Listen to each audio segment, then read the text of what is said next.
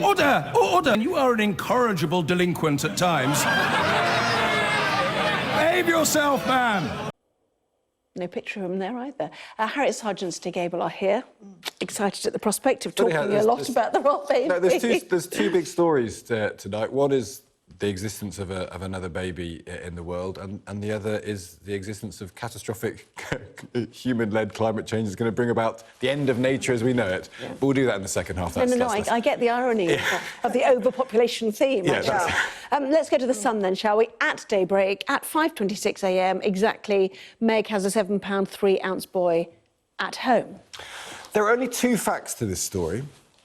One is it's a baby boy, and the second is it was given that she gave birth at home. That second one seems to not be even known yet. So the two-fact story as it currently exists is a matter of considerable dispute. So the Sun have her giving birth at home, which is clearly the impression that is intended to be given. Harry wanders out of the house saying, we're all very happy here, we're at home. There's a big deal about her giving birth at home. But the Mail is saying, yesterday afternoon, she went into hospital, she gave birth in hospital, and then she hurried back home almost immediately. Now, you know, this is no criticism either way. Good luck to her. Anyone has a baby. Yes, good luck to them. It's fine. I think this is a fairly normal. I mean, 40% of first-time mothers who are trying to give birth at home can't and are rushed off to hospital. And this seems to have happened. Meghan, I mean, she said she wanted to give birth at home, and then what seems to have happened is that she suddenly had to go to hospital instead.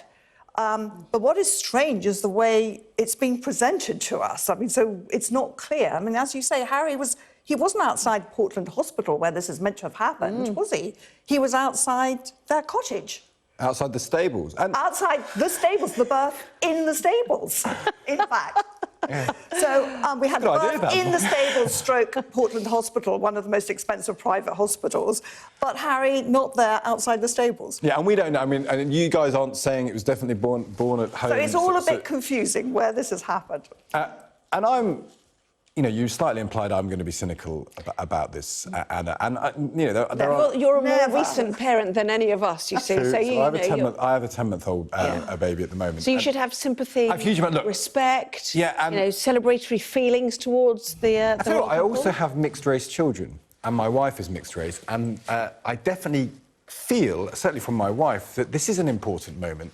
A mixed-race person at the centre of the royal family, a royal birth is a great sort of moment of national celebration. Despite the fact that there is no relationship between Harry and the press are still showing what a national celebration this is. It's on the front page of almost everything. But so I'm saying, my non-cynical hat, this is a great thing. You're seeing diversity. You are seeing a strong mixed-race woman at the centre of the royal family having a baby. That's all lovely. The first biracial royal baby. I mean, in many respects, it's all, you know, fascinating in the way America will be, you know, will feel so close to, you know, the royal family because of this. It's not just a royal baby. This is a Hollywood baby. I mean, the news of the birth was broken by Rihanna, not by and by Instagram, but mostly by Rihanna.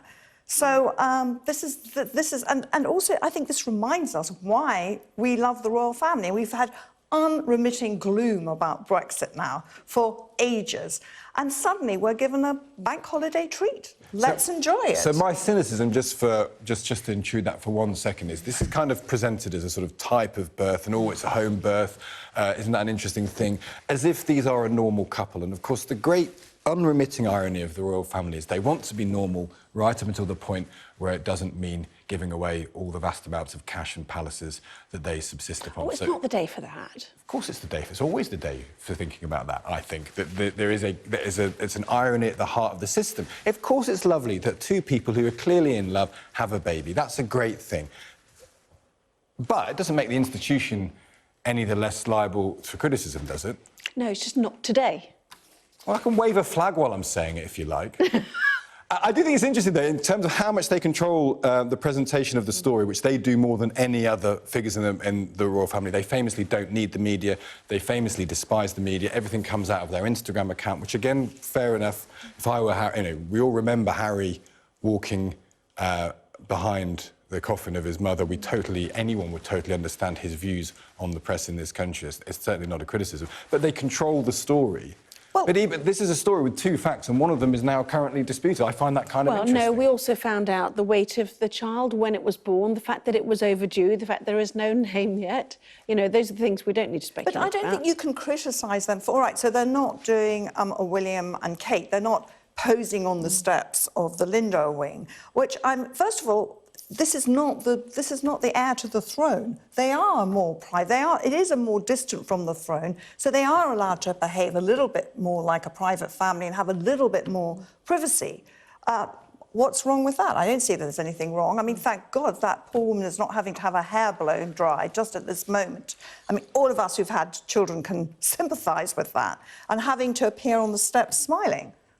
I do agree with that, but he still has gone out in front of the press and announced the birth of the child. It's not like it's a completely private thing, is it? Yeah, but in the cutest, that's most delectably lovely. gorgeous kind of way. You can't fail to feel delighted for him when you hear him come out and speak to Alan, whoever Alan is. He's the That's the only thing. Oh, he's the PA royal correspondent. Oh, apologies. Should have known. But anyway. It was so moving, that. How could you... I mean, I was so moved, because there it was, all kind of awkward and gangly, all this kind of hand movements he does.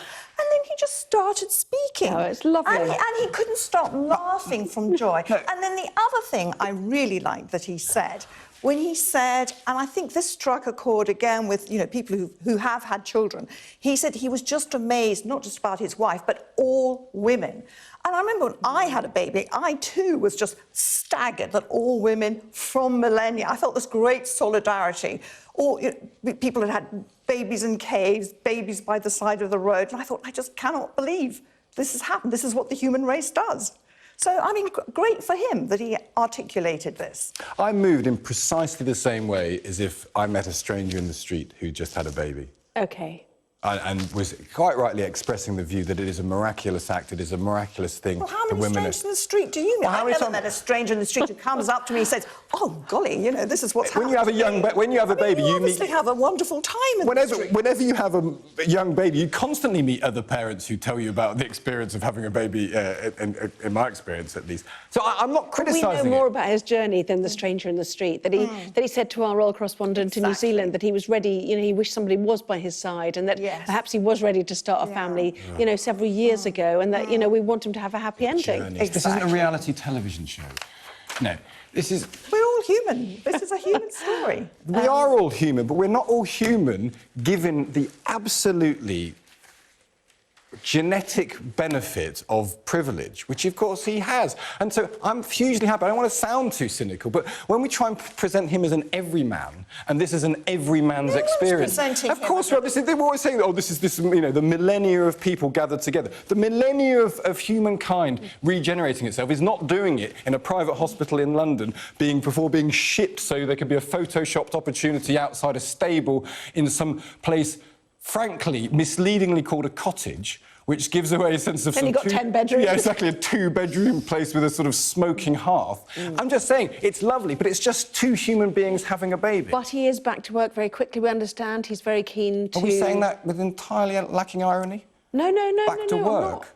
I'm not saying it, What work? ironically. The Invictus Games, promoting it, obviously, as he heads to the Netherlands. Thursday. That's really important for servicemen and women. Of course, for charity, but it's not work, is it? It's not... Charity work I is think work. you're telling us that charity work is not work? I think there's going to be an awful lot of charity workers a bit upset by that particular Well, let me say, people who work... Charity work is not work. People who are charity workers for a salary to make ends meet is clearly work. There must a lot of people who do charity work who are volunteers. What's that got to do? So all I'm saying is there is I'm saying there is a distinction between Harry's existence, which is one supported by a constitutional position, is not the same as other people having human experience. There is a distinction. There is a distinction. The Invictus Games would not exist. Exactly. And actually, people like him have very great roles as role models to get things started and get things off the ground and get people noticing them. Of course they do. But I think if we make an equivalence between this couple and other people in the country today, having babies, having children, facing uncertainty, facing the cost of it, facing the stress of it, it is not the same. It is not the same. That comparison. We are constantly making the comparison. We are drawing an equivalence all the time as if this is a representative couple. This is a representative act, and it's not. It's a completely artificial situation in comparison with everybody else in the country. Well, I did say today wasn't the day to start all of that. But look... It's too late now, isn't it? It's not, and look, I'm saying that cynically, but at the basic level, boy, I'm happy. Yeah, it's lovely. It is lovely. A baby's in the world, and a baby is a beautiful I'm just wishing them every best Yeah, wishes you're and totally right. congratulations. Exactly. And the first 2 weeks are nuts, and just get through that, and then you'll be fine. OK.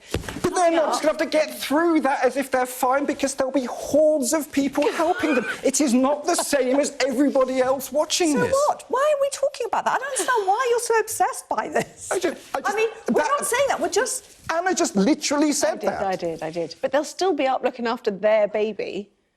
Oh, anyway, let's move on.